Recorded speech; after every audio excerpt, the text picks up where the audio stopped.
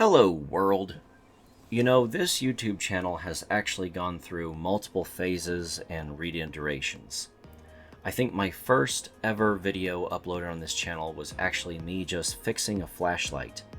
After that, it was a small animation of a dancing version of my little character, TimberPony, which is my gamer tag, but it also was like a fan-made creation from the show My Little Pony. And then after that, I did my gun channel over on Timber22, in which I tried to review firearms for a while. Things got expensive and I couldn't find a place to go shooting, so I abandoned that, and it's on indefinite hiatus for now. I can't imagine myself going back to it anytime in the future.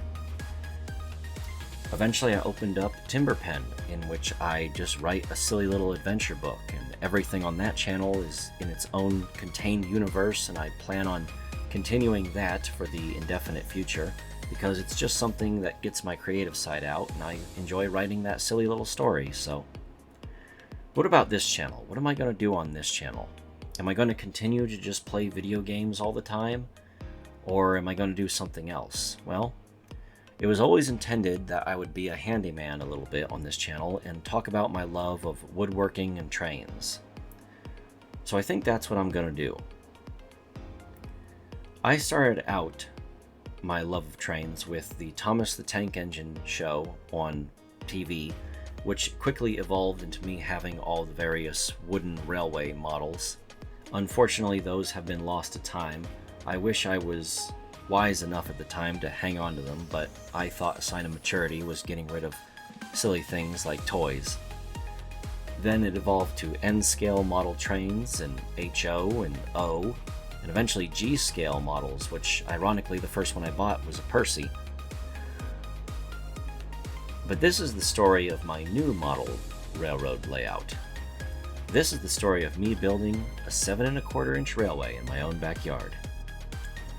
I really wanted to record this entire process from beginning to end, but of course, as soon as I put my phone down on a tripod and started recording myself constructing a railway track, the phone decided that it no longer wanted a living battery, or frankly the ability to operate as either a camera or phone, and I had to purchase a new phone in the middle of me constructing this project. So there's very little footage of me actually doing the work, but what survived is here in front of you, along with that from my new phone.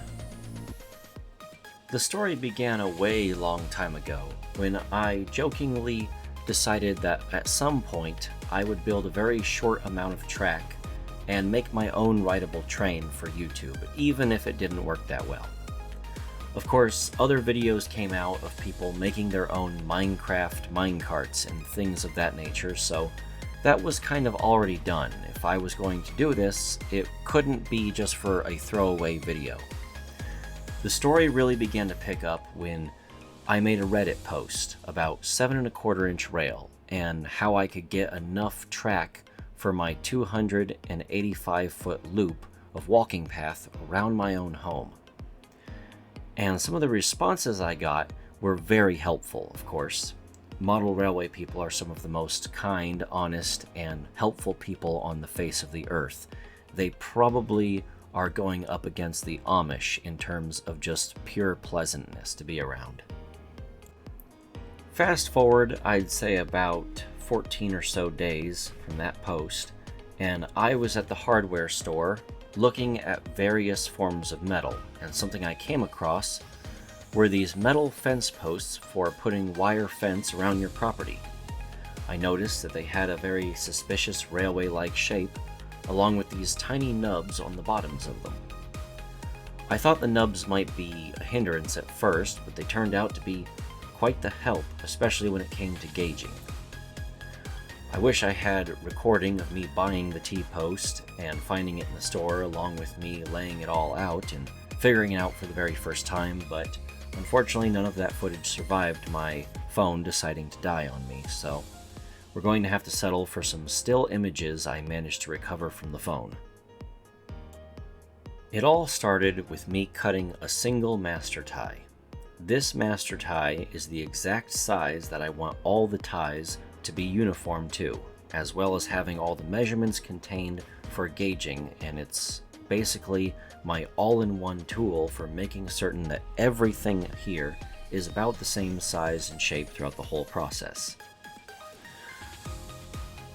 By the time I'm done, the ties that are completed are simply cut to shape with 2 little holes drilled on them. These holes are to engage with those little nubs on the back of the fence post. They have smaller holes drilled into their bottoms to let water escape through the tie and prevent rot for just a little bit longer. These ties are treated from the store, but in the future it might be worth it for me to treat them again myself with something else to just seal out the moisture. But for now, this is what I started with. A big part of this video is going to be experimentation, as well as all future videos are probably going to have a large amount of experimentation and communication about some of the materials I'm using, so that in the event you want to make your own backyard railway, you can skip over some of my mistakes and hopefully benefit from all the knowledge I've gained on this. And I gotta say, I thought that the nubs on the back of these green T-posts would be awful. I thought that they would interfere with the ties and make them impossible to turn into a railway. But with a simple hole drilled into a piece of wood, not only is my gauging perfect, but the ties don't like to move around on the rail and vice versa. Everything just has a tendency to lock in place and not move around, and that's perfect. Currently, I'm trying 2 different methods for how to screw the rails onto the ties. The first are these little hex head bolts. They are very cheap little screws that you can buy at the hardware store, and these particular ones are weatherproofed for decking. I do 1 screw on the inside of the gauge to hold the rail, and then 2 screws on the outside of the gauge to stop the rail from wiggling back and forth and sliding out. I think if I were to do one modification of this method, it would definitely be that the inside screw would have a washer on it to really bite down on the rail, and the 2 outside screws would then just be pushing the rail up against the underneath of the washer so that it wouldn't go anywhere. The second method I'm using are these 2 hex head screws that are self-tapping and drive right into the wood and bite down on the side of the rail. And although they don't need a washer, I would probably definitely add a washer to them. And I can only use 2 of these guys, otherwise the cost becomes a little prohibitive, as these particular drivers are a little bit more pricey. They're also awfully shiny, and I don't think they have a corrosion resistant variant, and if they do, then it would almost certainly be more than the cost of the rail to buy these particular fasteners, and I'm not certain if it would be worth it. Straight pieces of track can be assembled wherever you are comfortable putting them together, and then you only need to carry them into place and put them down on the ground. But the bends are a bit more complicated. Is that what I look like when I walk? Why did no one tell me I have such a big butt? Now I'm going to be self-conscious about it. But either way, they're lightweight and you can probably handle them with just your arms. That particular section was 8 foot long, and I had no problem picking it up whatsoever. I've been placing down this grass prevention mat. I figure it'll do a good job of preventing various weeds from growing up from between the rails while I'm waiting on gravel. I can't afford to buy gravel yet. I'm hoping that'll change in the near future, but for now, this matting that I have left over from another project will have to do the job. The track can literally just be placed on the ground, but this particular piece will need to be leveled before I can do more with it, like screwing it onto the piece that's right next to it.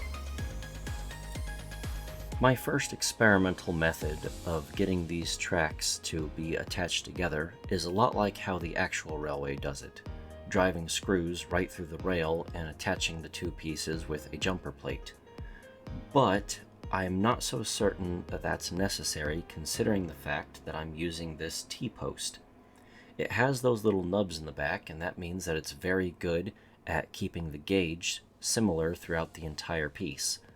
But that also means that I have something to grip the rail onto to prevent it from sliding back and forth and misaligning. I think in the future I'm going to go for just wooden sleevers underneath these points and try to skip the drilling, especially because I've already ruined at least 3 drill bits trying to drill through this hardened metal, and I've only done a few pieces of track.